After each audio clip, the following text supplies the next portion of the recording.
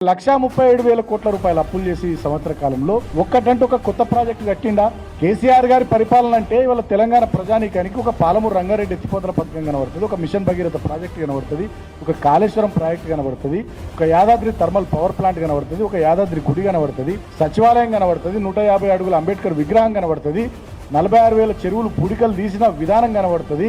అదేవిధంగా బ్రహ్మాండంగా రైతులకు రైతు బంధు కానీ మిగతా కార్యక్రమాలు చేసినవి కనబడతాయి. 24 గంటలు ఉచితంగా రైతాంగానికి కరెంట్ ఇచ్చింది కనబడుతుంది.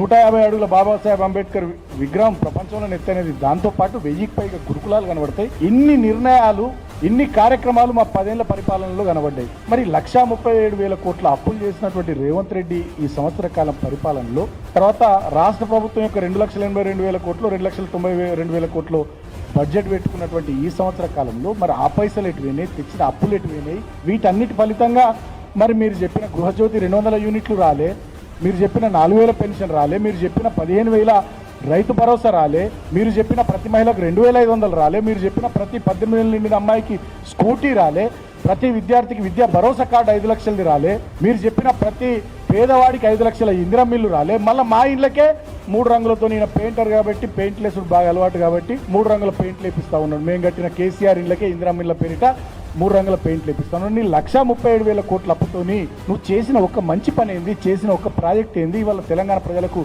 ఏం కనబడుతుంది ఈ సంవత్సరంలో అంటే, లగచర్లలో లంబాడ బిడ్డల మీద అర్ధరాత్రి పోలీసుల దాడులు కనబడతా ఉన్నాయి. తిరుపతి రెడ్డి అనే నీ సోదరుడి నాయకత్వంలో నీ కొడంగల్ నియోజకవర్గంలో లగచర్లలో లంబాడ బిడ్డల మీద దాడులు కనబడతా ఉన్నాయి ఈ సంవత్సర కాలంలో.